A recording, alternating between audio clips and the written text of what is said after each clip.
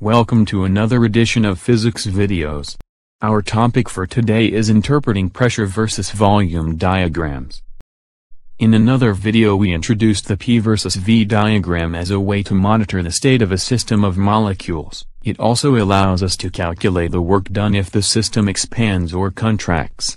Today, we'll see if we can learn anything else about the system by looking at the diagram. Let's take a look at a diagram. Remember, the system of gas molecules will obey the ideal gas law.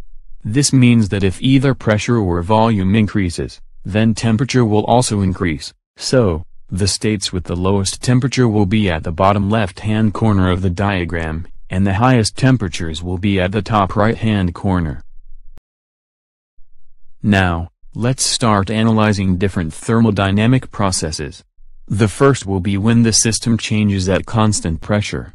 These are called isobaric processes. Here is an example of a PV diagram showing two isobaric processes. The process at the top shows an isobaric expansion. We know that temperature is increasing because we are moving to the right on the diagram. So, internal energy increases. In addition, because the volume is increasing, the work done by the gas is positive. The first law tells us that a positive change in internal energy, and positive work, requires positive thermal energy to be added to the system. Similarly, a decrease in volume means both negative work and a decrease in temperature and internal energy. This means thermal energy is removed from the system, it's negative. Now, let's look at how the diagram represents processes that occur at constant volume. These are called isochoric processes. This diagram shows increasing pressure at constant volume, and decreasing pressure at constant volume. In both cases, no work is done. For work to be done, the volume of the gas must change, and here it remains constant.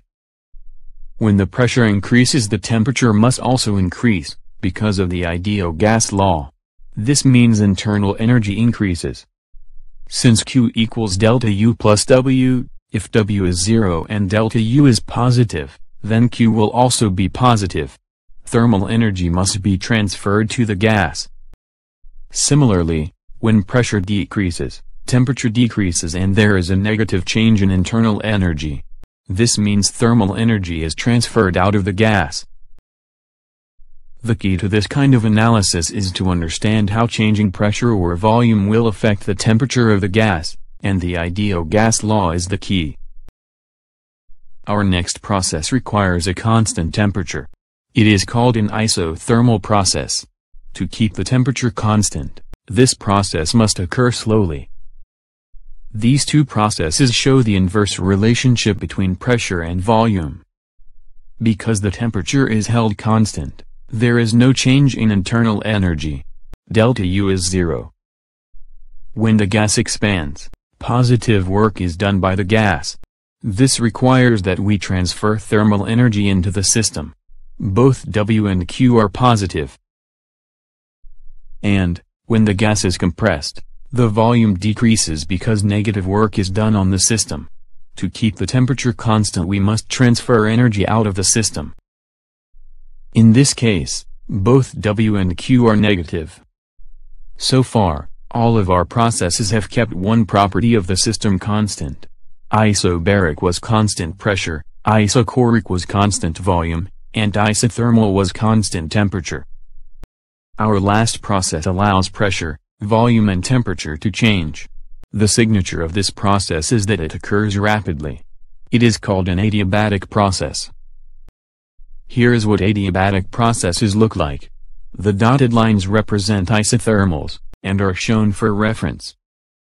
The black line shows an adiabatic, rapid, expansion. This is a cooling process. Imagine what happens to a can of compressed air, like spray paint, when you release the gas.